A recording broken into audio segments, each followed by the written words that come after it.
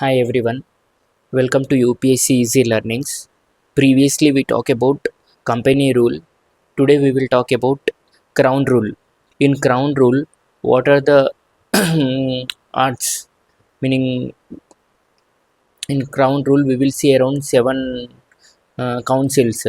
Their first one is Government of India Act 1858 and second Indian Council Act 1861, Indian Council Act 1892, Indian Council Act of 1919 and Government of India Act 1919 and Government of India Act 1935 and Indian Independence Act 1947 and we will talk about Government of India Act 1858. Here what happened means East India Company abolished um, board of control and court of directors, and this here what happened meaning dual government is abolished, and this act also known as what good governance of India. The governor general renamed as a viceroy, and East India established here what happened, they established the secretary of state for India 15 members council, and the creation of Indian civil service, meaning offer open service for all Indians by examination, and the transfer of company assets to crown, example like property, and system of budget. First time here budget was introduced in 1861 but not under Government of India Act. And second we will talk about Indian Council Act 1861. Here inclusion of Indians. Okay, the first time Indians were nominated as non-official members in legislative council, and here what Lord Canning nominated the Raja of Banaras, the Maharaja of Patiala, and the Sir Dinkar Rao.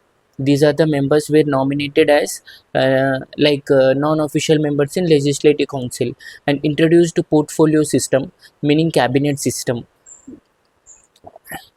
and they started by Lord Canning. The executive council member was given charge of specific departments, increasing administrative efficiency.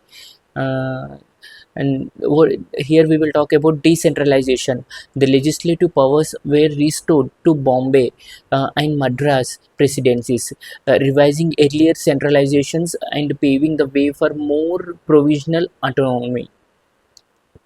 And here new legislative council established for Bengal, northwestern province Punjab, viceroy's ordinance power. And let's talk about Indian Council Act of 1892. Here the principles of election was introduced. First time the election system was introduced. Indirect elections, local bodies such as municipalities, district boards and universities, chambers of commerce and jamindari could recommend members.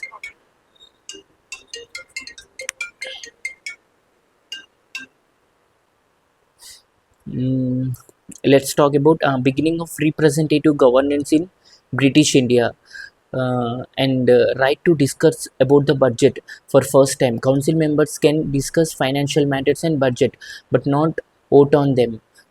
First time. A right to ask questions, and non-official members can question here. This is the first time who non-official members can question. Continued British control. Most powers remained with the colonial executive only till. And Indian Council Act of 1919.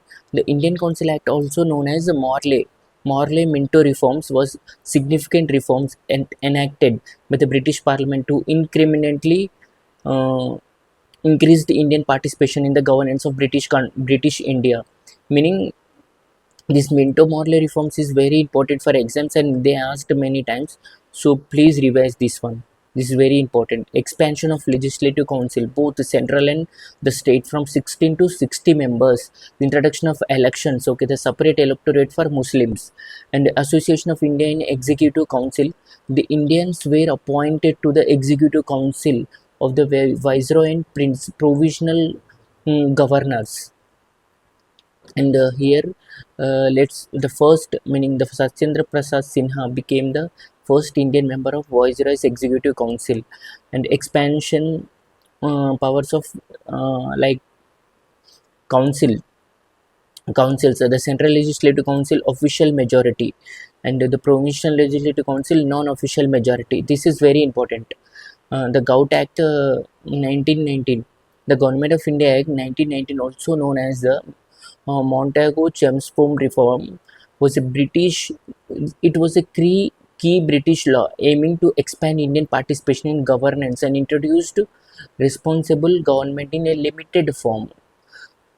Only limited form. What are the key features? Like diarchy in provinces, reserved viceroy, more important thing in defense, transferred minister local government in transferred list, whereas term responsible government was used.